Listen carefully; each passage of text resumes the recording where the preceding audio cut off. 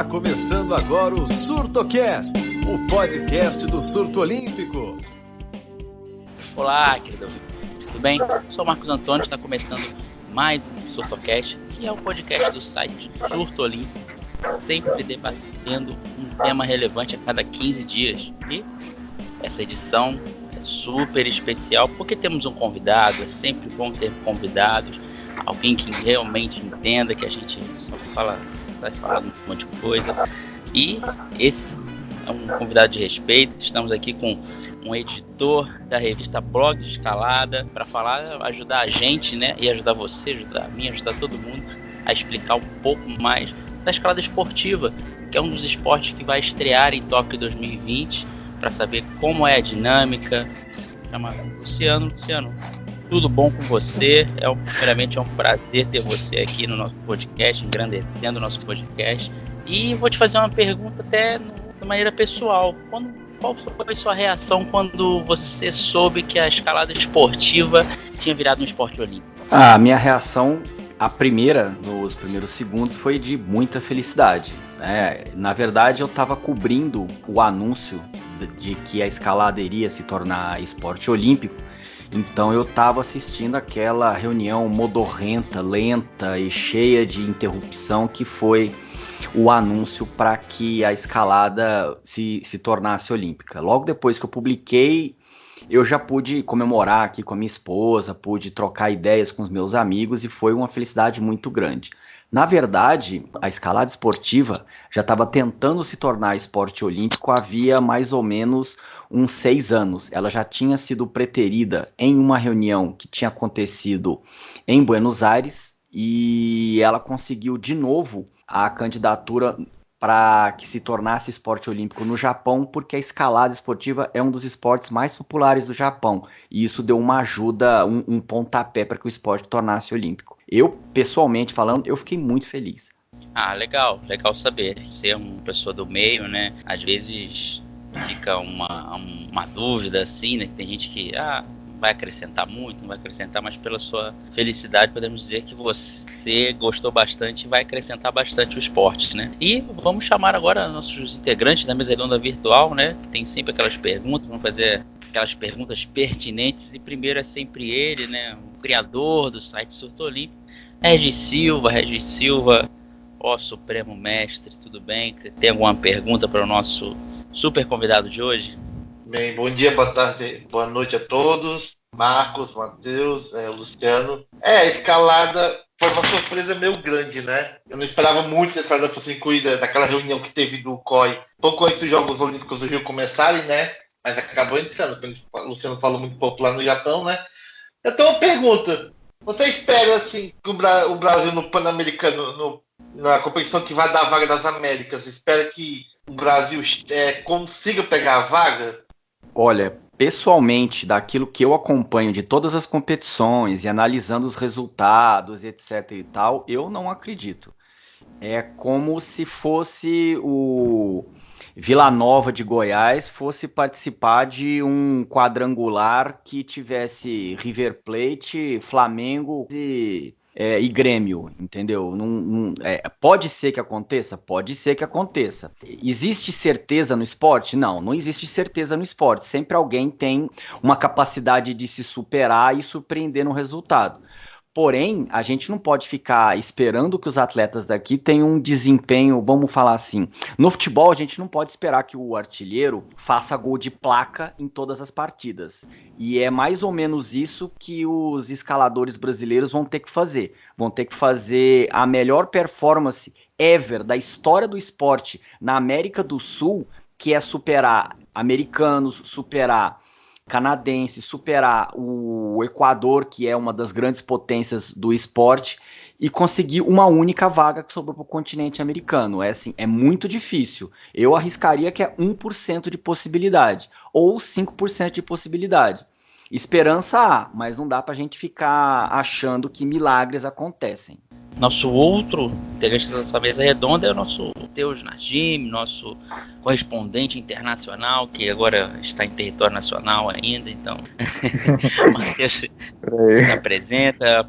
Bom dia, pessoal. Bom dia, Luciano, Regis, Marcos. A minha pergunta, como a gente comentou, né, o escalada esportiva era algo que eu não acompanhava muito antes das Olimpíadas, então acho que aí talvez foi uma grande surpresa, mas existe, né, já campeonatos mundiais, já tem alguns, se não me engano, o primeiro foi em 91, né?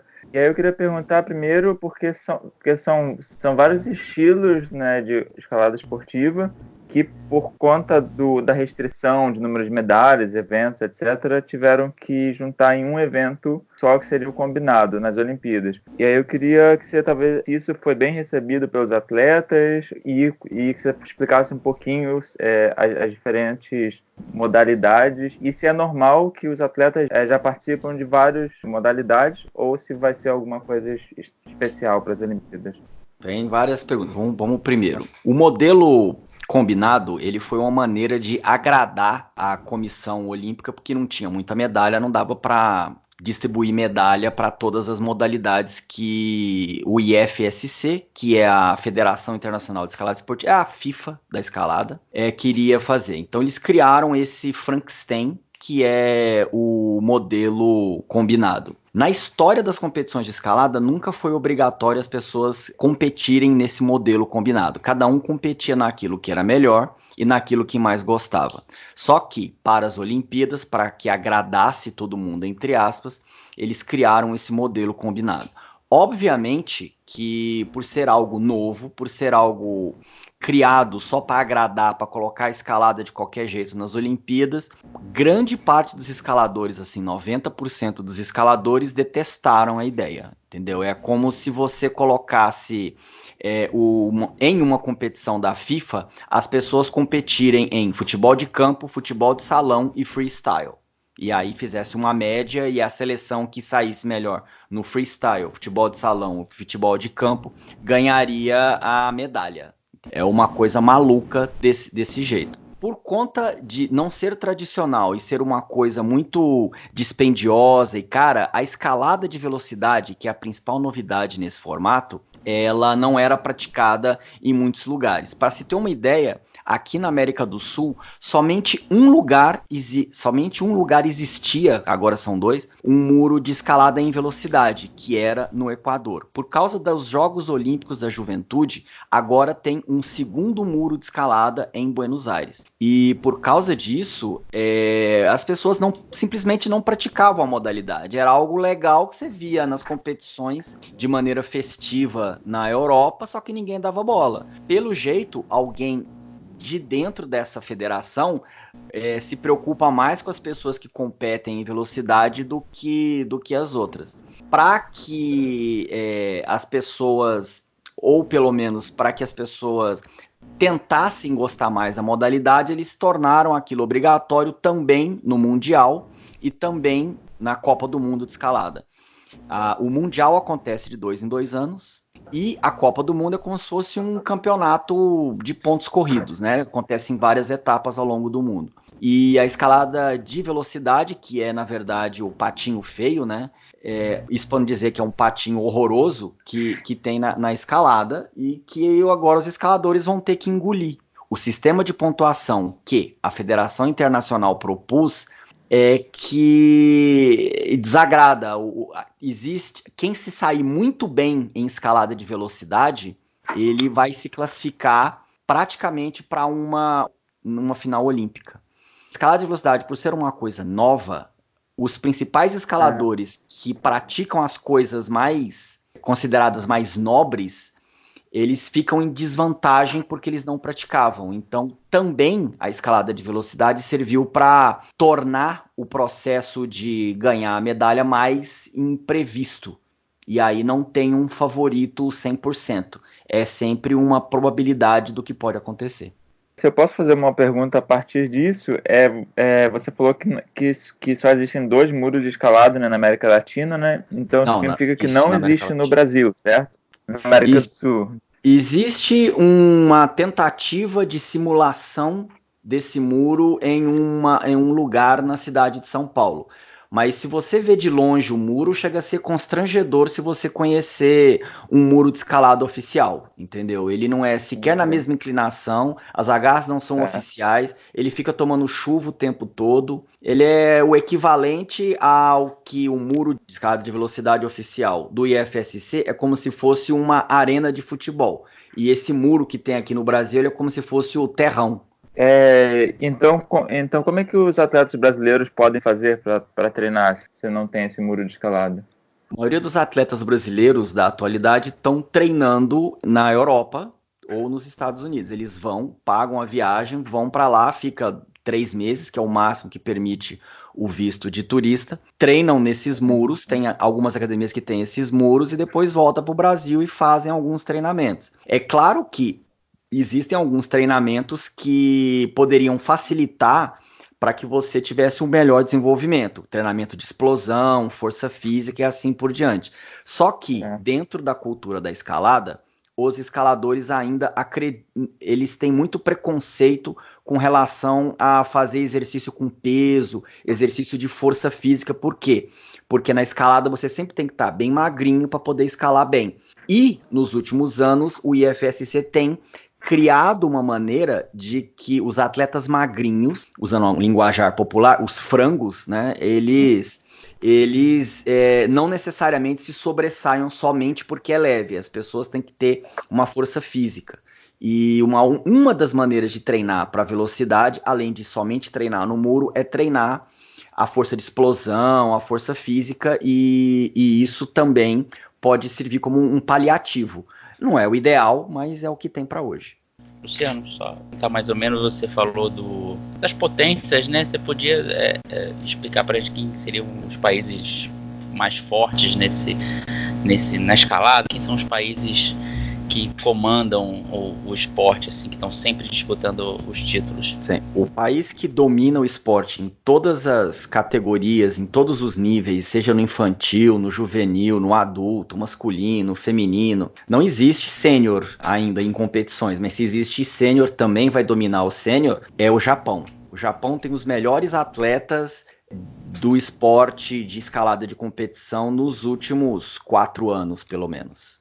Assim, é uma coisa fenomenal. O esporte cresceu tanto no Japão que o número de academias nos últimos 10 anos no Japão aumentou quase que 500%. Né? No Japão inteiro tem mais academia, ou pelo menos tem o triplo de academia que no Brasil inteiro. É uma coisa assim incrível e como eles conseguem. Logo atrás, um dos países que também se destacam na produção de atletas é um dos principais rivais do Japão, que é a própria Coreia do Sul. Uma das maiores escaladoras da atualidade, que apareceu recentemente, ela tem, se não me engano, 16 anos e é sul-coreana. E é impressionante. Fora o Japão, o maior criador de talentos para a escalada esportiva é a Eslovênia. Tanto que, e isso vocês podem me cobrar depois, já que vocês são o canal, né? Podem surtar em cima de mim, né? Fazendo uma piadinha com o nome do site, que o principal destaque da Olimpíada vai ser exatamente uma eslovena. O nome dela é Janja Garnbret, e ela vai simplesmente brilhar na Olimpíada. E não é somente a Janja, né? A Eslovênia é a maior formadora, a segunda maior formadora de atletas em termos de qualidade e de quantidade. Então, nos próximos 10 anos, a gente vai ver a bandeira da Eslovênia ser hasteada. Fora isso, os outros países da Europa, né? França, Espanha, Rússia, principalmente na parte de velocidade, a Rússia é muito forte. A República Tcheca, desculpa. A Croácia, né, uma atleta gigante, gigante assim, em termos de talento da Croácia, recentemente se recuperou e vai competir na eliminatória europeia. Então esses são os países. Por algum motivo, os países do continente americano, eles deixaram nos últimos 10, 12 anos as competições de escalada de lado. E por causa disso, aqui não tem atletas tão, vamos dizer assim, vencedores igual os do Japão, igual os da Europa. Engraçado que você falou da Eslovênia, cara. A Eslovênia consegue fazer time bom de vôlei, time bom de handball, basquete, eu não sei, acho que todo mundo lá disputa, já nasce praticando algum esporte, porque é um país relativamente pequeno. Não, ele é bem pequeno, ele não é relativamente pequeno, não. Ele é do tamanho, se eu não me engano, do Pernambuco, uma coisa assim. Não assim, diminuindo o Pernambuco, mas ele não é um país, por exemplo, do tamanho dos Estados Unidos, ou do tamanho da França. Ele é um país pequeno, se você comparar o número de pessoas. Dentro da Eslovênia tem 5 milhões de pessoas, e mesmo assim eles se destacam. Eu escrevi uma reportagem uma vez a respeito de por que a Eslovênia revelava tantos talentos para escalada e tantos talentos nos outros esportes. Um dos segredos da Eslovênia é o sistema educacional que eles implementaram depois eles deixaram de ser um país comunista. E nesse sistema educacional, o esporte ele faz parte quase que fundamental da criação do caráter das pessoas. E por causa disso, culturalmente, os pais, a imprensa, a própria família, eles dão muita força para todo tipo de atleta, para todos os tipos do esporte. E isso, pelo menos, do meu ponto de vista, faz muita diferença, principalmente na época das Olimpíadas. Legal esse ponto mesmo, porque isso mostra que por que, né, a Eslovênia tem tantos esportes, tanto no coletivo, até nos individuais também. Só fazendo uma observação de como a escalada representa para a Eslovênia, aquele símbolo que existe na bandeira da Eslovênia, aquele é o Monte Trislav, ou seja, na bandeira da Eslovênia tem um desenho de uma montanha. Verdade, então a galera tem que saber escalar também. Eles foram os criadores da primeira trilha de longo percurso da Europa, homologada, né, da Europa. Eles são um país... É considerado o país mais ecológico da Europa, ganhou um prêmio na ONU de nomeação, alguma coisa assim.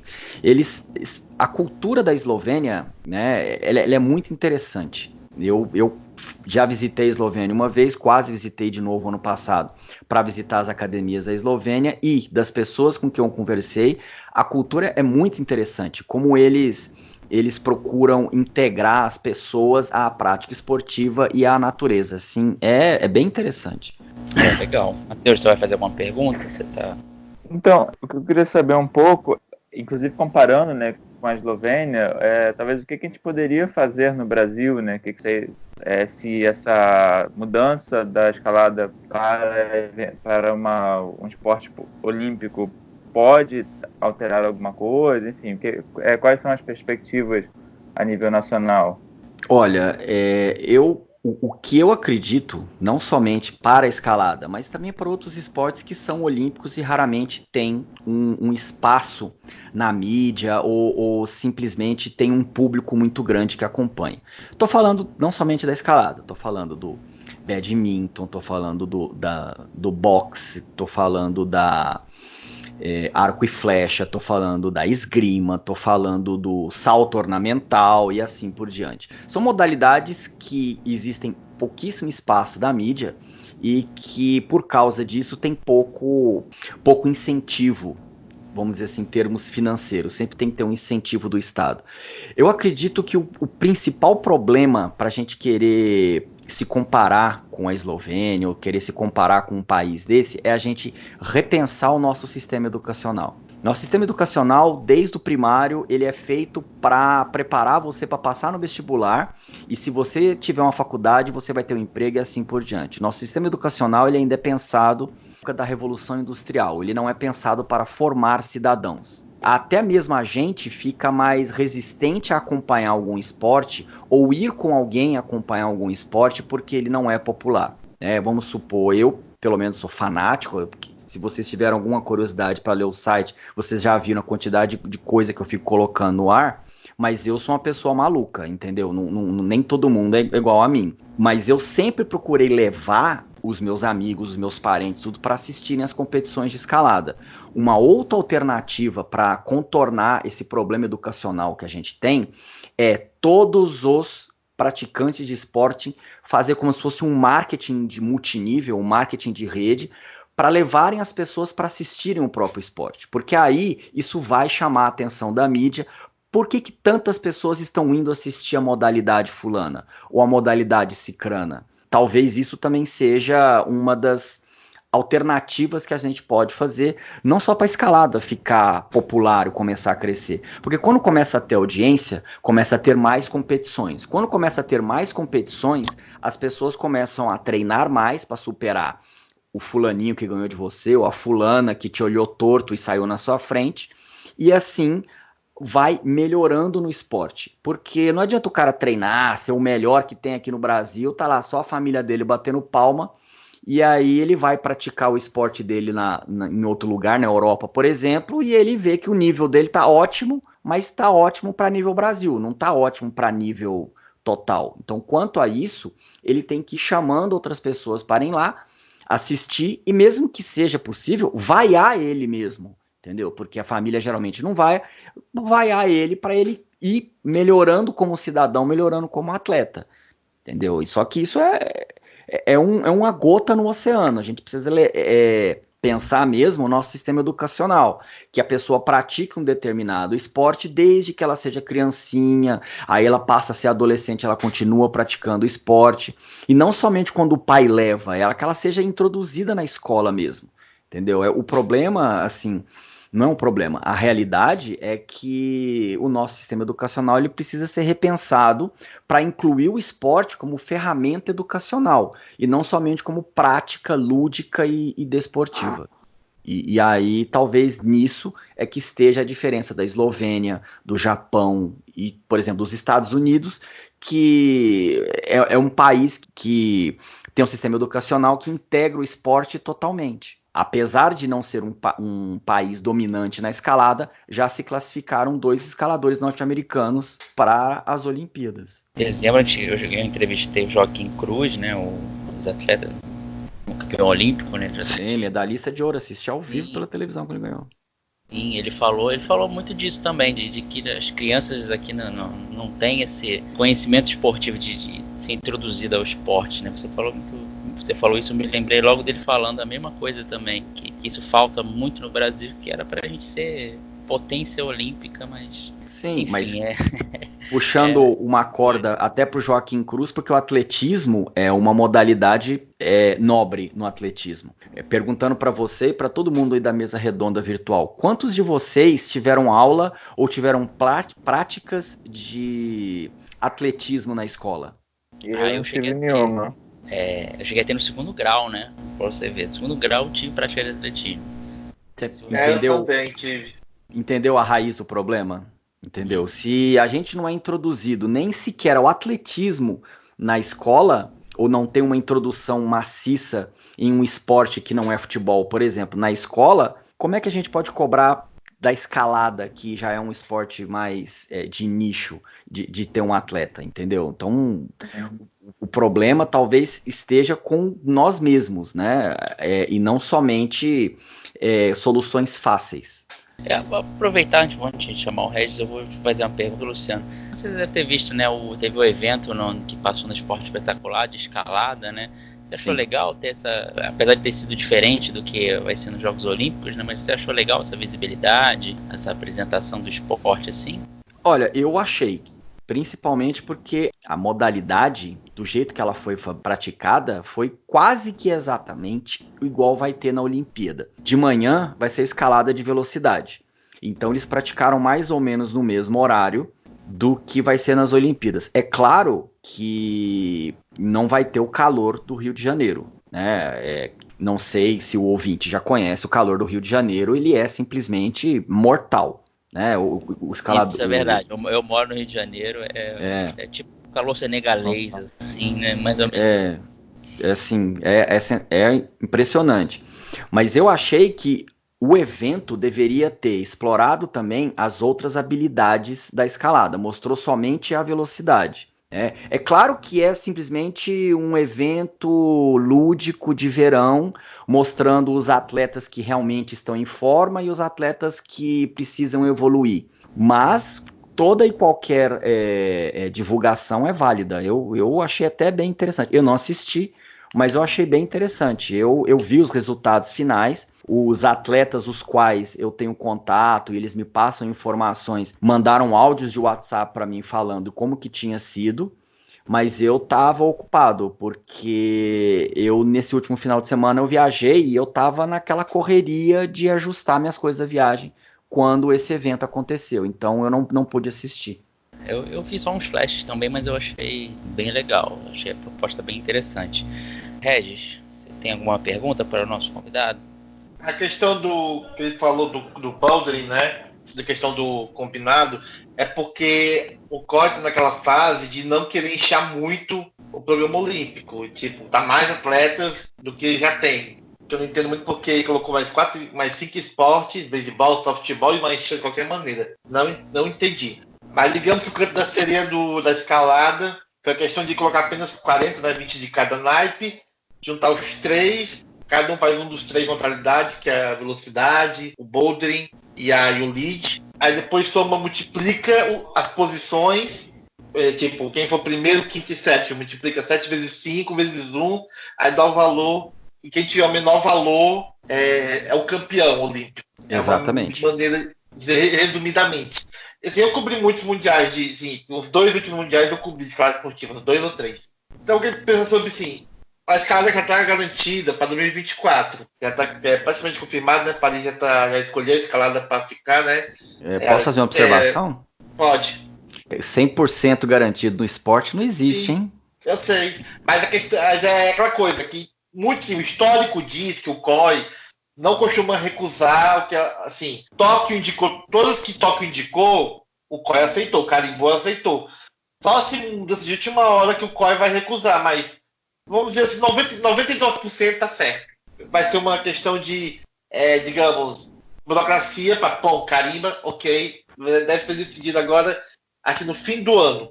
Com a preço do escala já praticamente garantido em 2024, o Brasil não pode pensar assim, 2020 tudo bem, 2020 você tem, no masculino até Canadá e Estados Unidos se classificaram. Teoricamente o Brasil briga com o Equador, mas o Equador sempre obter resultados melhores, o Equador deve classificar. Mas eu não poderia, os brasileiros não podiam já pensar, já que é praticamente improvável que classifiquem, pensar em 2024? Para uma pessoa competir, ela mais ou menos está no auge da forma física para ela competir na escalada por volta de 24, 23 anos, né? É um esporte que exige muito do seu corpo, você tem que estar novinho lá para aguentar o ritmo. Os atletas que mais se destacam em mundiais, em Copa do Mundo e nos pré-olímpicos são atletas nessa faixa de idade. Existem algumas exceções, mas os atletas que estão ganhando, eles estão nessa faixa de idade. Ou seja, a gente precisa investir em atletas agora, né? Ou pelo menos há uns 4 anos atrás, quando anunciou, em atletas que, quando chegarem em Paris 2024, os atletas têm que estar mais ou menos com essa idade. A faixa etária atual da seleção de escalada é de 35 anos. Ou seja, não foi trabalhado lá atrás a tarefa de renovar a nova geração de escaladores. Os escaladores que estão competindo hoje no Brasil são os mesmos escaladores que competiam há 10, há 15 anos atrás. As pessoas que são as preparadoras físicas desses mesmos atletas que estão competindo agora e que são de 10 anos atrás, também são as mesmas pessoas de 10 anos atrás que estão listando na agenda de treinamento os mesmos treinamentos que os escaladores faziam há 15, há 20 anos atrás.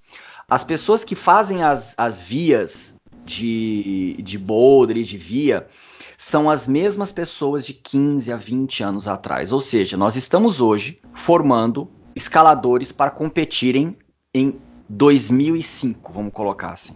Ótimos escaladores para competir em 2005. Só que a gente não está mais em 2005. A gente já está em 2020. A gente já está na terceira década do século 21.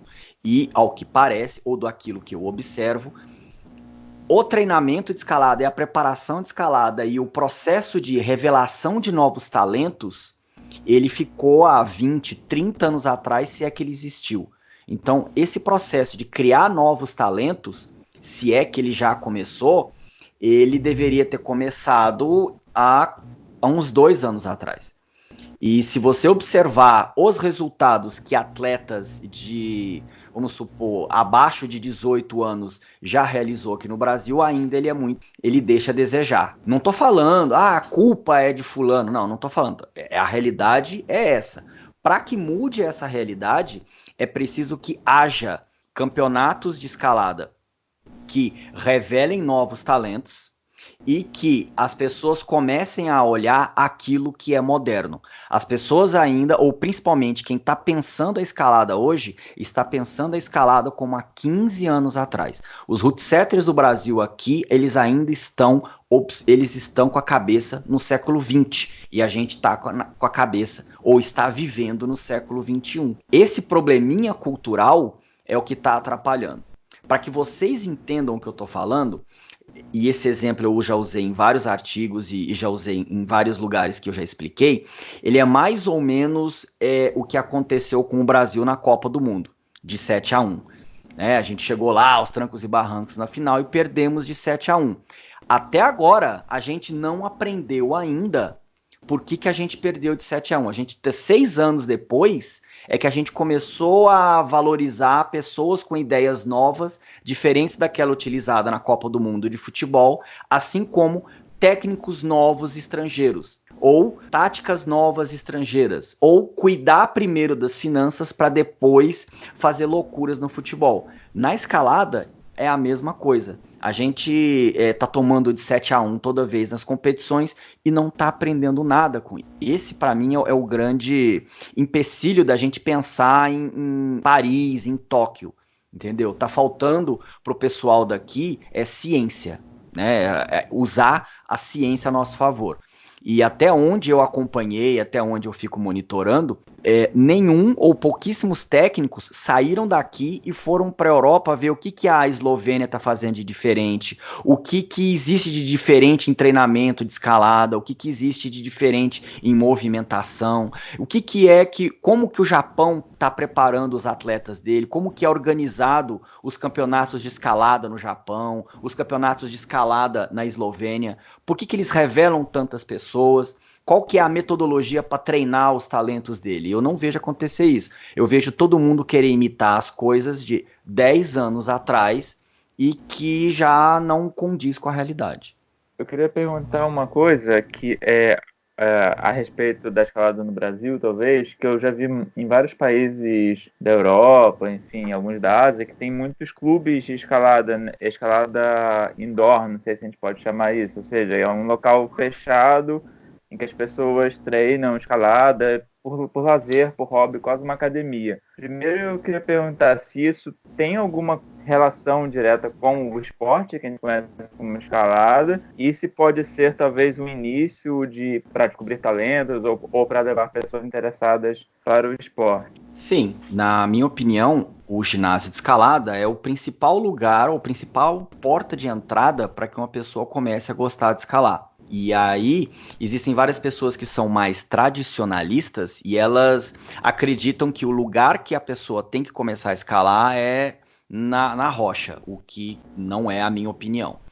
O que existe na Europa, talvez, o que você tenha visto, que esses clubes de escalada, eles são pelo menos o que existe na Espanha, eles são muros comunitários, ou seja, as pessoas querem treinar para escalar na rocha, ou querem treinar para ficar em forma mesmo, porque não tem tempo de ir para a rocha ficar se dedicando a algum projeto, elas vão num lugar, montam um muro e aí esse muro suporta um determinado número de sócios. E eles fazem manutenção nessas paredes, tudo.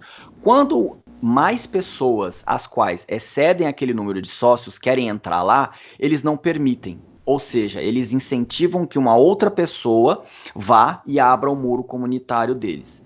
E aí o que acontece? Acontece que algumas pessoas querem explorar isso em termos financeiros e constroem grandes estruturas, que são os ginásios de escalada. E que já existe na Europa e nos Estados Unidos empresas que têm franquias de ginásios de escalada.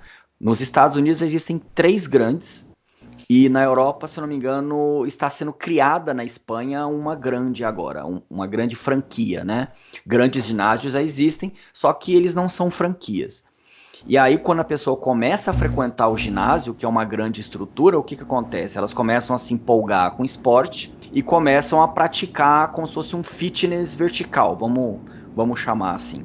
E aí, a partir desse ponto, é que começam a aparecer os novos talentos e começam a competir, né? Naturalmente, as pessoas se organizam nesses clubes e aí elas pressionam esses clubes porque vamos supor, o José da Silva do clube A escala muito bem, todo mundo fala bem dele. O João Souza do clube B também escala muito bem, e aí as pessoas querem ver essas duas pessoas duelarem, e aí eles acabam organizando um campeonato de escalada e aí surgem as competições. É mais ou menos isso, historicamente, que aconteceu e que acontece até hoje. Aqui no Brasil existe aquele velho probleminha do custo Brasil. Você montar, ou era assim a uma certa época, você montar uma estrutura de escalada é algo muito caro porque você precisa de espaço. E a gente, culturalmente, aqui no Brasil, a gente não possui grandes galpões a um preço razoável, igual acontece em alguns lugares do mundo. E aí, por causa disso, fica muito caro você abrir um ginásio de escalada. Com a proliferação de box, de crossfit, muitas pessoas abriram os olhos para o tipo de estrutura menos pomposa, vamos dizer assim. Pequenos galpões, mas uma estrutura não muito pomposa. Aí, a partir disso, na esteira dessas estruturas mais simples, as pessoas começaram a abrir academias de escalada. No ano passado, inauguraram várias, se não me engano, inaugurou 6 novas academias no Brasil. E esse ano, aqui em São Paulo, inaugurou um estúdio de escalada aqui em São Paulo, na Zona Leste, que é uma região não tão nobre igual as outras da cidade. E estão planejando abrir um outro ginásio de escalada aqui em São Paulo, que é a maior cidade. Em Brasília, é a cidade que mais tem 5. Em Curitiba tem 4. Então, está crescendo, está tendo visibilidade, mas está faltando essas academias se organizarem para que comece a revelar novos talentos. Luciano, deixa eu te fazer uma pergunta. Você perguntei diante dos países que são potências, né? Mas uma previsão assim, você tem, digamos, os favoritos, os nomes favoritos assim para medalha olímpica? Como eu disse antes, a minha favorita a ser medalhista olímpica, em todas as pesquisas ela ganha com 90%, é a Janja Garnbret. Ela no ano passado, ela ganhou todas as etapas de boulder que ela participou, ela entrou para a história, ganhou o título de atleta do ano no país dela. Ela foi indicada a uma das 10 atletas do ano nos jogos de ação, Olimpíadas de ação, uma coisa assim que elege todos os anos.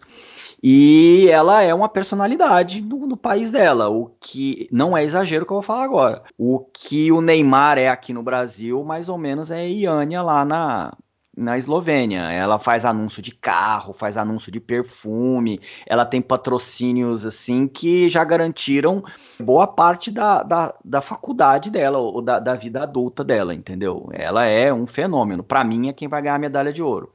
A principal concorrente dela é a Akio Noguchi, é uma japonesa. Para mim, uma das atletas que melhor escalam, num estilo lindo. Ela para mim é que escala mais elegante, mais bonito de se ver. Então, se alguém está querendo escalar e está querendo se inspirar em um estilo, principalmente as mulheres, aqui o Noguchi é o nome a ser acompanhado. Em terceiro lugar, uma das mais fortes também japonesa, é a Miho Nonaka. Ela escala muito bem, ela tem uma frieza muito grande. Para mim, é uma das grandes candidatas também a ser uma das musas da Olimpíada, porque a beleza plástica dela, falando assim em termos, né, é gigantesco, fora o tanto que ela escala muito bem. No feminino, essas são as principais. Uma que pode também chegar ao pódio é a inglesa Shauna Coxey.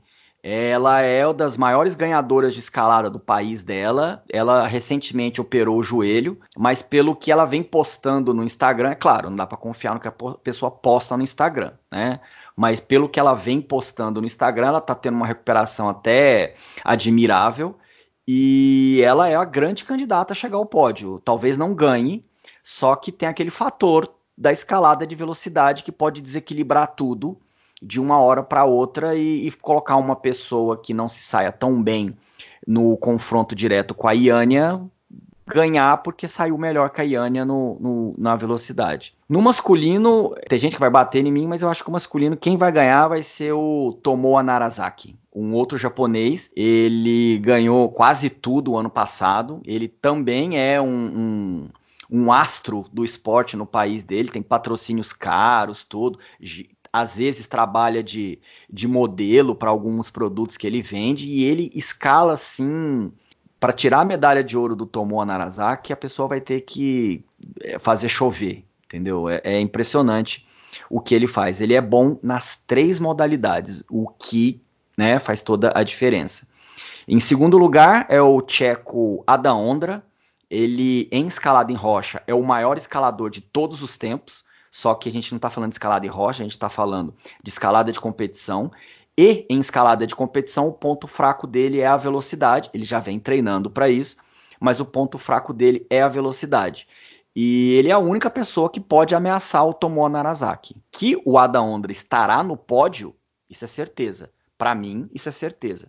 Né? Se não acontecer nenhum imprevisto, igual já aconteceu esse ano, dele ter sido desclassificado, é certeza que ele vai estar no pódio. E em terceiro lugar, eu arrisco a dizer que o grande fenômeno é o espanhol, eu esqueci o nome dele, Alberto Ginés, que é o espanhol que apareceu do nada e é um cara que tem uma garra, uma força de vontade, assim, de deixar qualquer pessoa impressionada. Então, esses 3 do masculino são quem irão se destacar na Olimpíada de Tóquio. Eu gostaria de aproveitar e fazer uma pergunta que você falou, né, que sobre um dos melhores atletas de todos os tempos. Se você bom, primeiro que a escalada é um esporte relativamente novo, né? Mas só que já existem discussões de quem seriam os melhores e as melhores atletas de todos os tempos. Isso é alguma coisa que passa pela imprensa especializada e pelos fãs?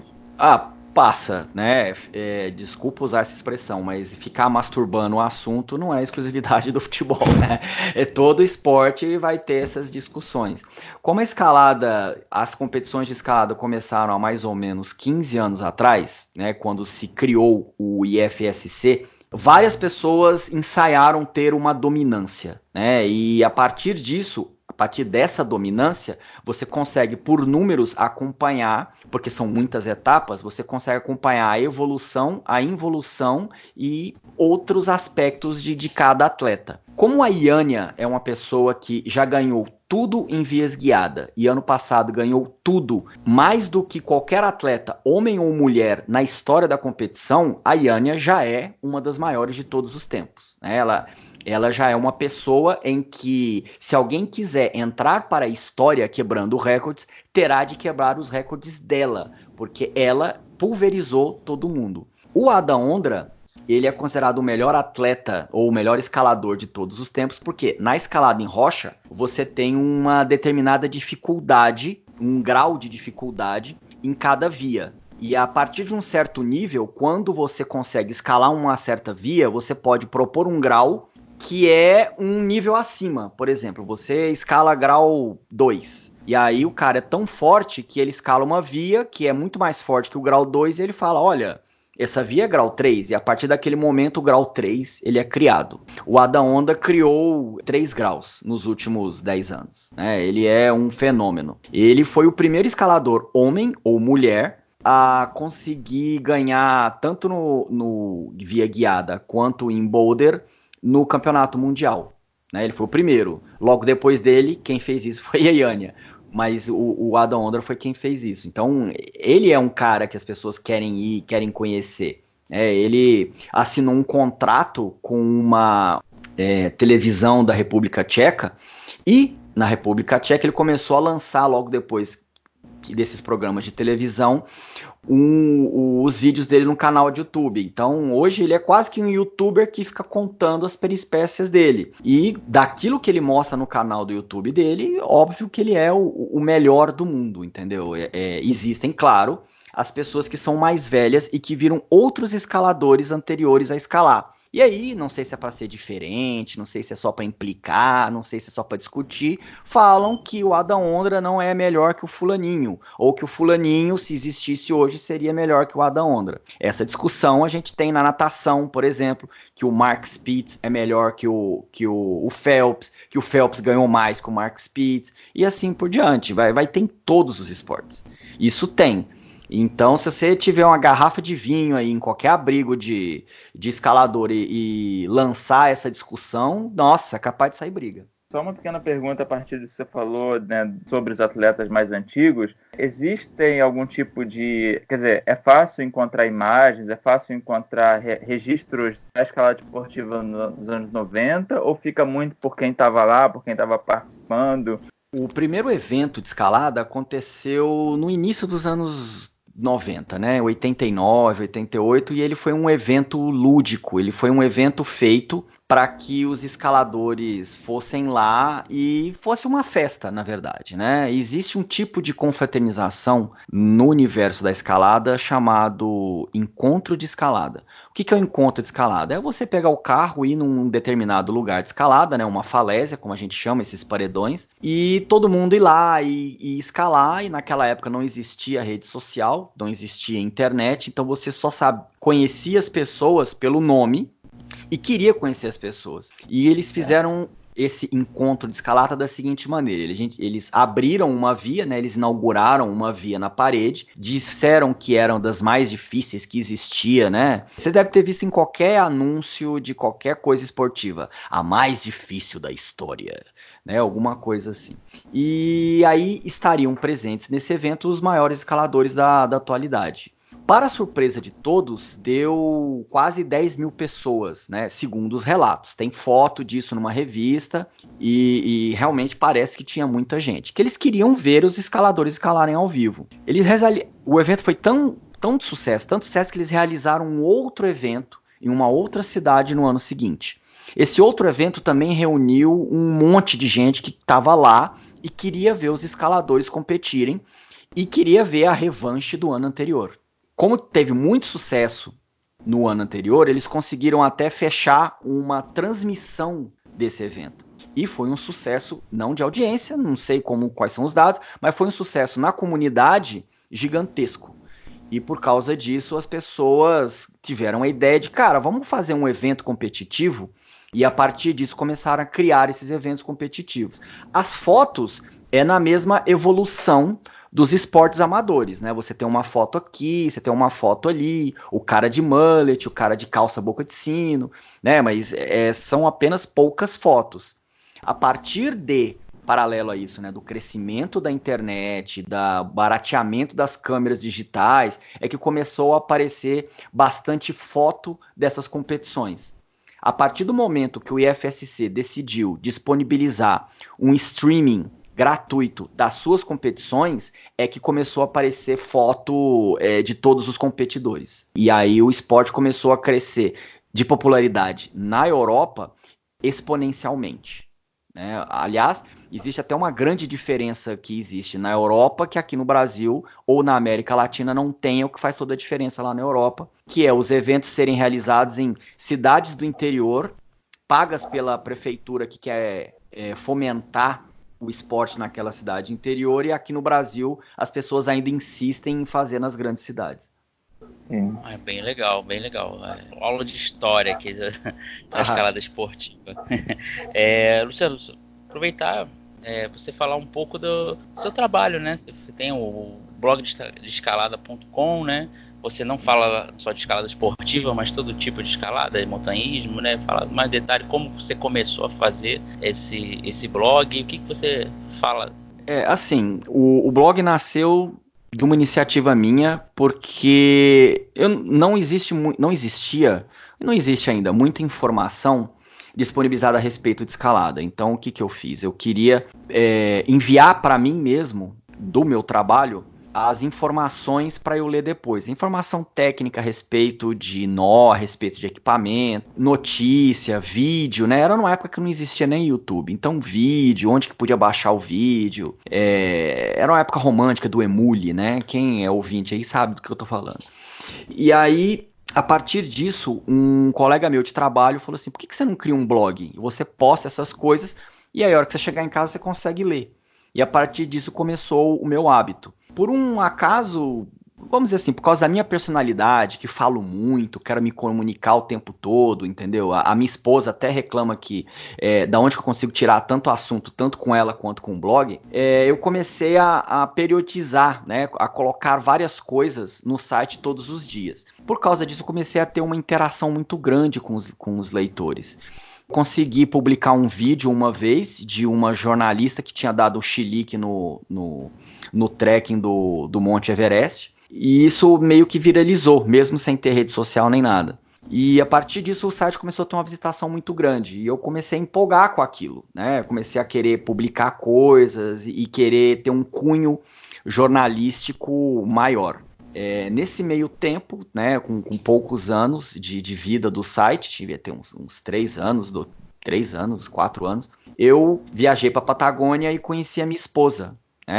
Ela era argentina, a gente começou a namorar, eu viajava uma vez a cada 2 meses para a Argentina, ela viajava uma vez a cada 2 meses para cá. Então uma vez ela vinha para cá, outra vez eu ia para lá e ficava nessa ponte aérea São Paulo-Buenos Aires. E quando ela veio morar aqui comigo, ela estava terminando a faculdade e eu fui cobrir um evento de escalada que aconteceu na Patagônia.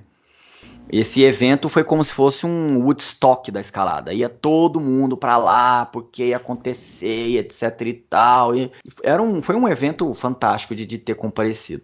E eu deixei com a minha esposa, olha, você vai publicar esse negócio assim, assado, no dia tal, porque eu já estava mais confiante na hora de eu publicar as coisas. Quando eu voltei, ela estava assim, maravilhada com a resposta do público, com a visitação que tinha. E ela falou, olha, é o seguinte, se você quiser levar a sério esse site, a gente precisa dar uma profissionalizada nele. Do jeito que tá, ele tá tosco, né? Ela tem um senso de excelência muito maior do que o meu. Ela me ensinou a ter um senso de excelência muito maior do que eu tinha. Então a gente vai ter que revisar isso daqui. E a gente vai fazer uma revista online. E aí, como que vai funcionar uma revista online? Fala, olha, essas revistas que estão aí impressas, além de elas serem péssimas, serem horríveis, elas vão deixar de existir em pouco tempo. Por quê? Porque as pessoas elas estão pensando no papel, elas não estão pensando no conteúdo.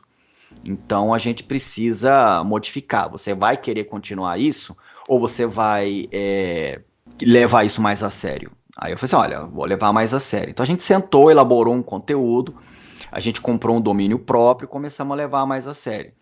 A partir do momento que a gente começou a ter muita demanda por anúncio, a gente fez um contrato com uma agência de publicidade e a agência de publicidade falou, olha, vocês não querem ampliar o seu conteúdo? Não.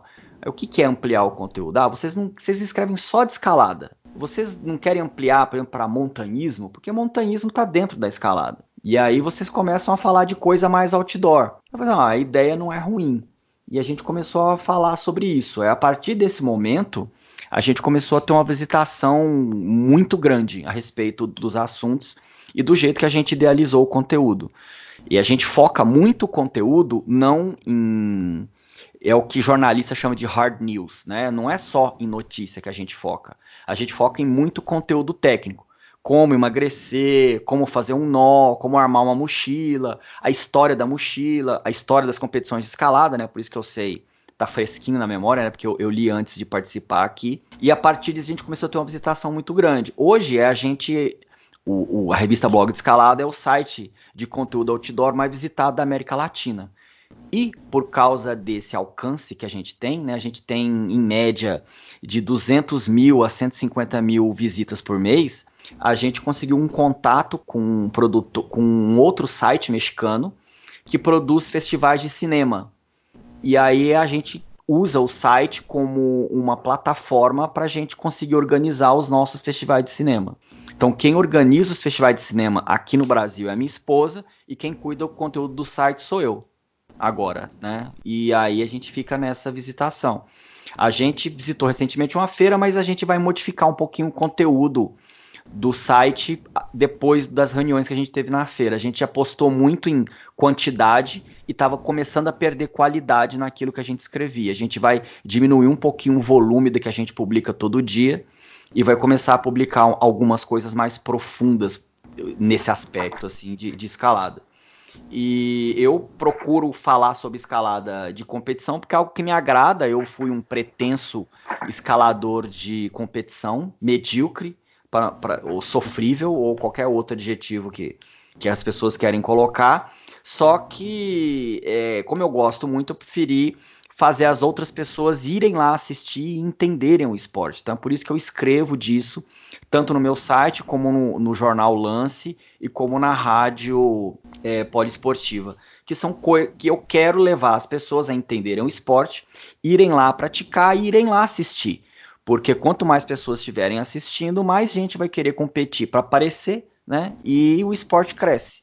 Pelo menos isso. Só que não vou ser cara de pau igual o cara do Breaking Bad, que falou que fazia pela família, né? Ai, Luciano, você faz pelo esporte? Não, eu faço por mim mesmo. É legal de eu saber que a maneira a qual eu enxergo o esporte, construo o conteúdo, eu tenho uma audiência muito grande. E isso me motiva a fazer coisas cada vez mais. É isso aí, pô, bem legal sua história, Luciano, pô, bem legal. Agora eu não conhecia o seu blog, eu vou acessar mais vezes. Com certeza eu vou ficar muito bem informado sobre escalada e montanhismo. E vamos para o nosso destaque final. Destaque final, infelizmente, acabou o nosso podcast, né? O papo, como sempre, rendeu. E vamos falar sobre... Vamos fazer os destaques finais, né? Chamar nossos amigos, companheiros de mesa redonda virtual para dar seu destaque final, sua despedida, seu recadinho final. Regis Silva, meu querido, seu destaque final. Tário, gostou do podcast de hoje, cara? Foi interessante, né? É sempre esporte novo, né?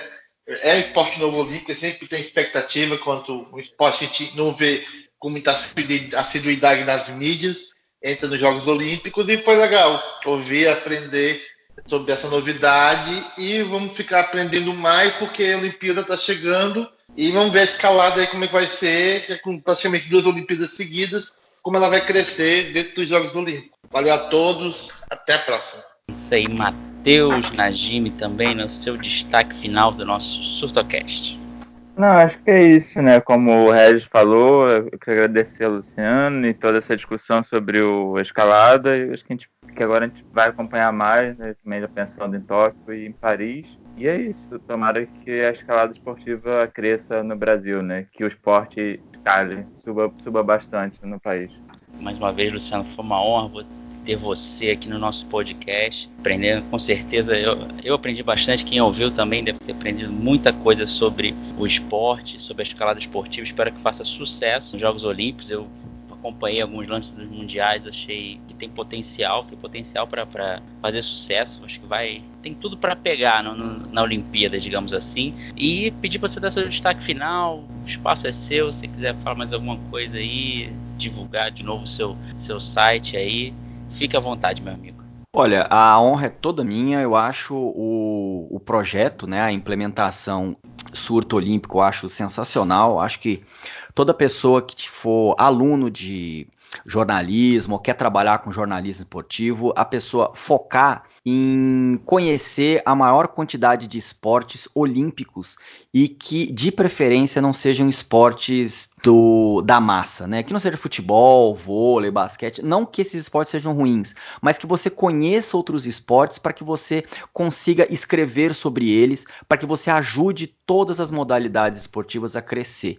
Isso é uma missão que todo mundo aqui do Brasil, da América do Sul, da América Latina tem, de fazer a gente conhecer outras modalidades, de fazer outras pessoas que também praticam esporte serem destaques na mídia. E isso o Surto Olímpico faz, e para mim é sensacional. Eu sou grande admirador do site, gosto muito da maneira com que vocês escrevem, não é muito pomposa, não é muito técnica, ela fala a linguagem de quem quer conhecer alguma coisa a mais daquilo que é o esporte, e isso para mim é sensacional. Quem quiser conhecer o site é blogdescalada.com, pode deixar mensagem se você gostar e se você não gostar, entendeu? Críticas construtivas são bem aceitas, críticas destrutivas, infelizmente, o próprio robozinho que a gente colocou no site, ele já apaga a mensagem automaticamente se tiver algum palavrão. Então, você está lá convidado a deixar a mensagem da maneira que você achar melhor.